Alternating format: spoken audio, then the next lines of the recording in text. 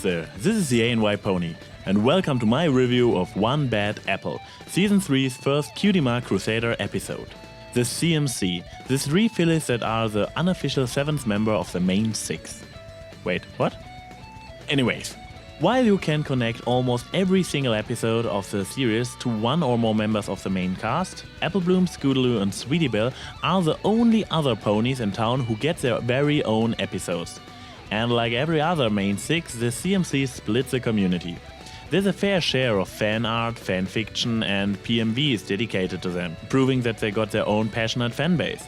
On the other hand, some people just wish, I hope I get this quote right, that they soon get their cutie marks and we finally can have our peace. Where do I stand? Somewhere in the middle, I guess. I am okay with the 3 characters. Not a big fan, but I like seeing them once in a while and they can be funny. Of course, they tend to be a bit annoying sometimes, but, fun fact, if you complain about this, you actually complain about good writing skills, because they are supposed to be. Look at this scene and how the adult ponies react to the hyperactive bunch of fillies. This is a normal reaction for an adult, and if you feel the same as Fluttershy in this moment, it proves how convincing the show can portray small children. About their episodes. They are the usual hit and miss, even if there are not too many real hits. Ponyville Confidential was pretty awesome. And the plot of CMC episodes get a bit repetitive. Call of Cutie, the CMC pilot episode if you like. Tons of shenanigans while trying to get a cutie mark.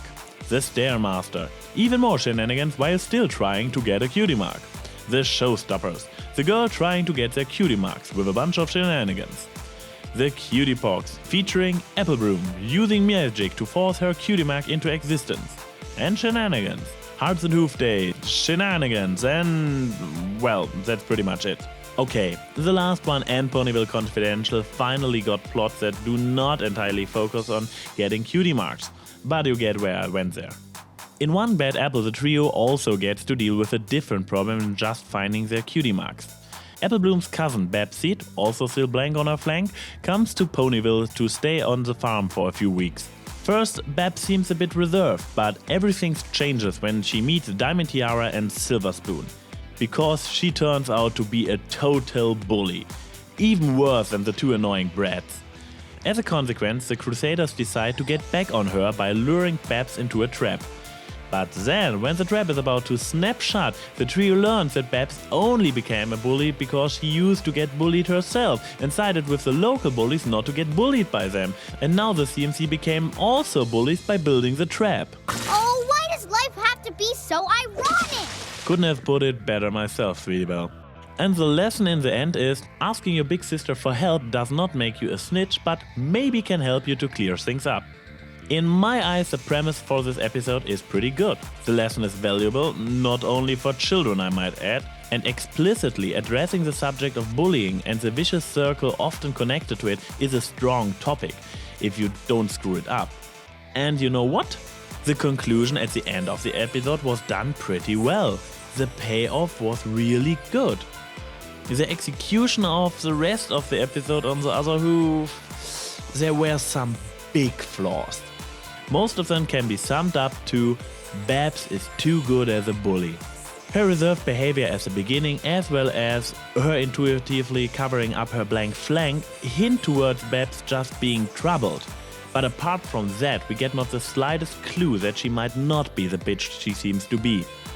For crying out loud, she even smiles in her sleep while she forces Applebloom to sleep on the floor.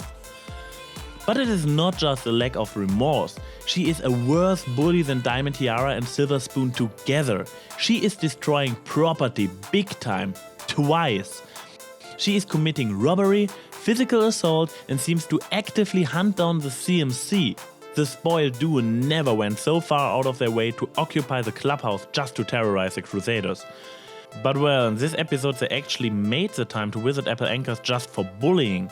So maybe they decided to focus all their spare time on the CMC from now on.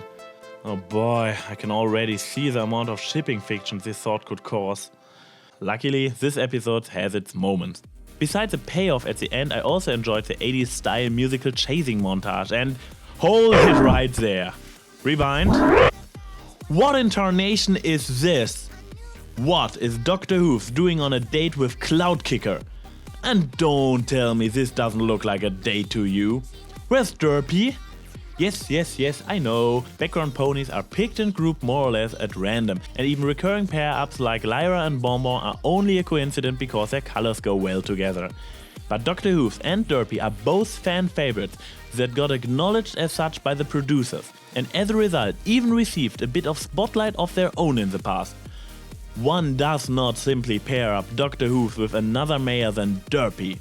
Maybe with Miss Twilight Sparkle, but that for another day.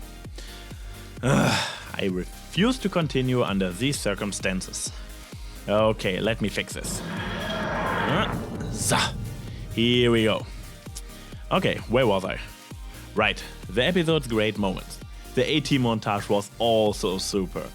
Even so, it raised a lot of continuity questions, but I already used up my nitpicking points for today's review, so I'll let them pass. Finally, there were a lot of hilarious one-liners and gags throughout the episode. Seriously? This line cracks me up every single time. This is pure meme potential. Expect to see this clip quite often in my future episodes. All in all, this episode was good, especially for a CMC episode.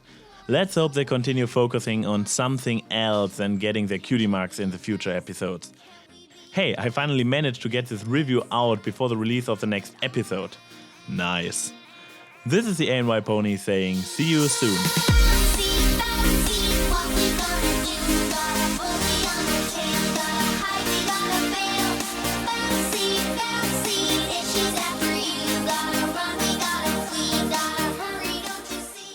Seriously?